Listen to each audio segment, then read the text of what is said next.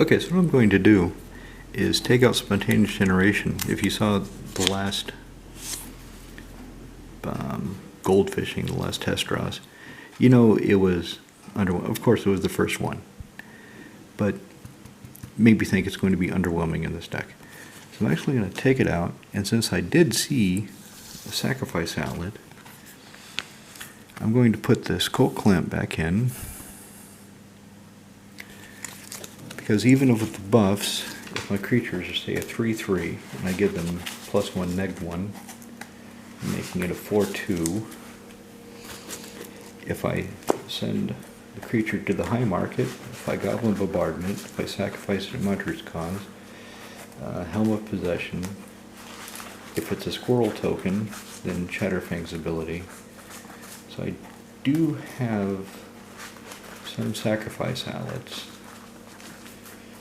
And of course there's just combat. I can send it out to get killed in combat.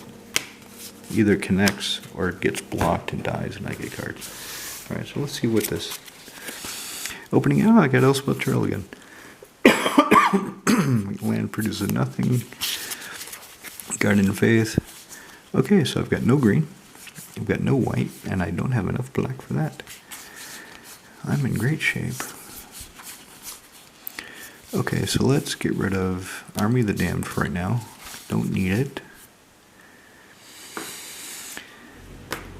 I should probably take out the coffers. I should probably take out coffers and Urborg in favor of some other lands.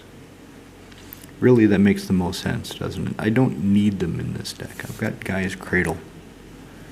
So that'll be the next change I make, is take out coffers and Urborg.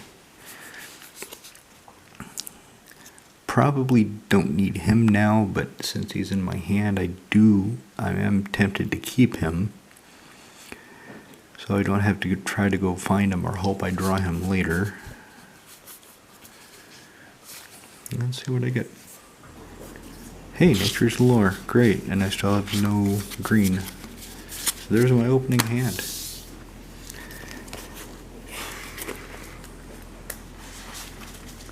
So, probably need to adjust the mana base and put in more sources of green.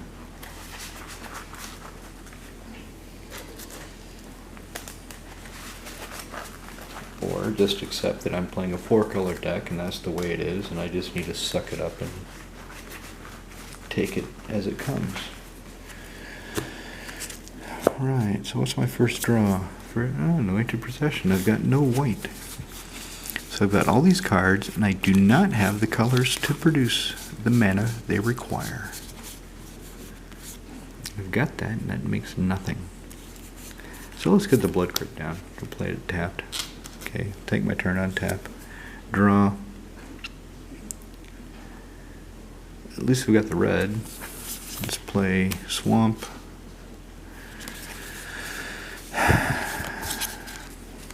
Draw. Ooh, Stomping Ground. Okay, now we're business. So, pay 2 life for that, and play Yo Mama's Reach. Let's go find some white, because I've got 2 double white cards. There's white. Of course, by doing this, I'm telegraphing to my opponents I've got something white in my hand that I really want to cast.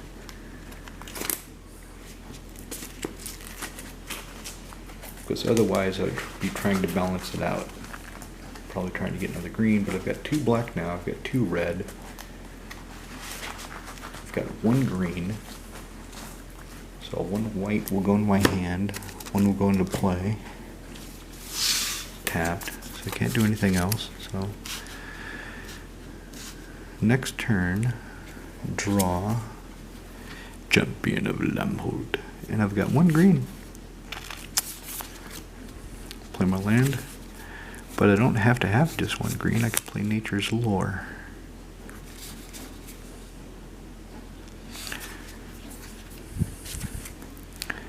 Let's do that.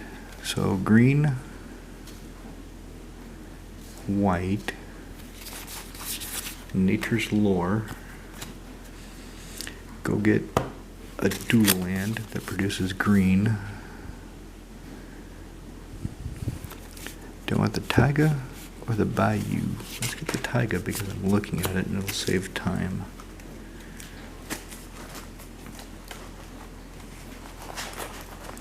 So it goes on the battlefield untapped. I like those cards. I like that. Come and play untapped. And now, 1, 2, 3, 4.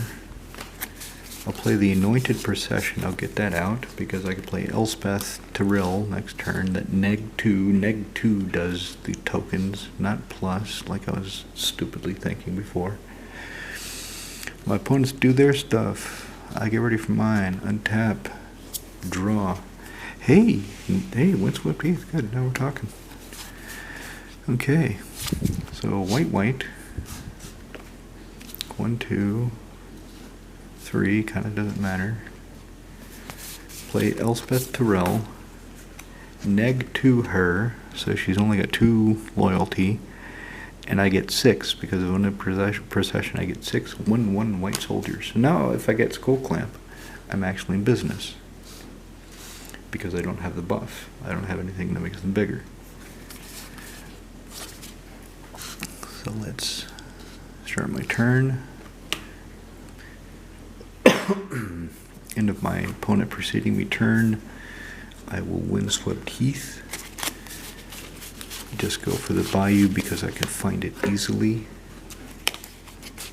Because it's white border. As I skip past it and pick up the whole damn deck and don't see it. Yet I'm talking about how easy it is to find. Man, these sleeves are slippery. Brand new. Okay, there we go. Bayou. So I've got 3, 6, 3, 5, 7. I've got 7 mana. I can do some stuff. So I've got 7 mana. I've got a doubler out. I've got a planeswalker out. I have 6 1/1 soldiers.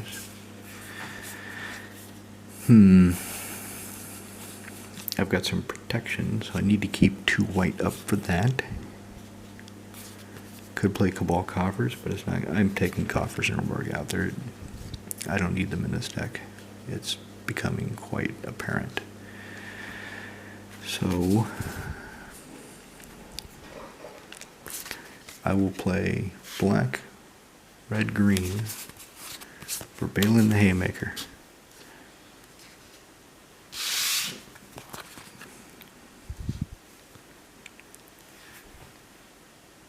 Now I can draw some cards. This is another good reason to have Taste of Karlov, because if my tokens have vigilance, I can attack and then use him to draw cards or add mana. Okay. Okay, I'm not such a bad deck builder after all. I was actually being smart about it. I just thought he was kind of cute. So he's in play. I've got 6 tokens. Gain 1 life for each creature I have, so 7.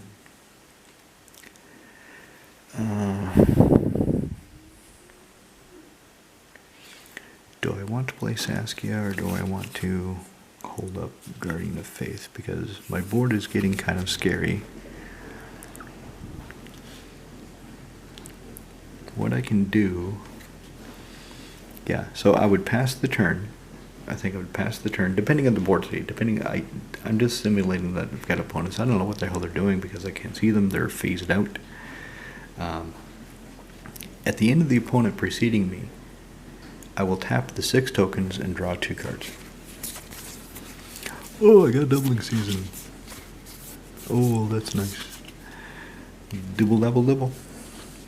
Maybe I should put in Demonic Tutor. I've got a Demonic Tutor not doing anything. Maybe I should put that in the deck to help me find the Cradle. Right now, Crop Rotation is the only thing that helps me find the Cradle. That and Tempt with Discovery. So what am I going to do? Elspeth has 3 loyalty. That would be 8 mana. 3, 4, 5, 6, 7. I can tap 2 creatures to add a mana. So I think I would do that. I would tap out, cast Doubling Season, cast Champion of Emholt. So I still have 4 untapped creatures. I would neg 2 Elspeth Tyrell. I would get 3 soldiers, double it for 6, double it again 12, 12 soldiers, and I've got this bastard in play. Oh yeah, oh yeah. And she gets 12 +1/+1 counter. She's now a 13/13, so anything with power less than 13 ain't blocking my dudes. Oh, this is going to be fun. Oh, I like this deck. Oh man, yeah. So 12 dudes. They don't have haste or anything. The original 6, I tapped 2 of them, so I've got 4, so I can attack with those. But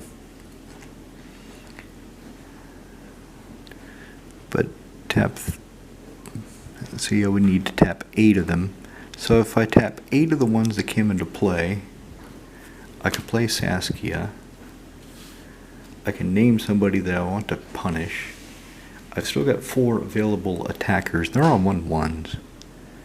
So they're kind of weak, but they can't be blocked by creatures power less than 13.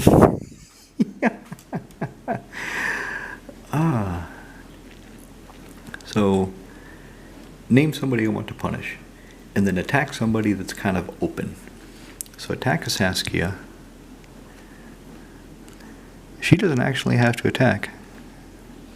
So if they have something big, well, it would have to be bigger than 13 at this stage of the game. That's pretty unlikely. So probably she's going to get through because she can't be blocked because of Champion Lambolt. Wow. I really like the lines of play. This is another reason to goldfish. Goldfish your deck, just sit there like an idiot and just draw the cards, play the lands, and you will see some of the interactions that weren't immediately obvious when you were making the deck. And you can see if the interactions work. That's what I'm doing. Seeing if my interactions and the cross dependencies work. So Saskia's in place. She's got haste. I've got 4, 1 I attack.